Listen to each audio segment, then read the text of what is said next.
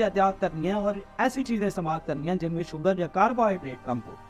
तो तीसरे नंबर पे हमारे पास टेंशन आ जाती है। टेंशन से क्या होता है, टेंशन से हमारे पास स्ट्रेस हार्मोन रिलीज होते हैं, जो कि हमारे पास सबसे पहले कॉर्टिसोल हार्मोन आ जाता है। कॉर्टिसोल हार्मोन क्या करता है कि आपके जो इंसुलिन हार्मोन है उसको ख़त्म कर देता है और उसको सही तरीके से काम नहीं करने देता, जिसकी वजह से आपकी शुगर मेंटेन हो जाती है। इसके बाद पानी आ जाता है।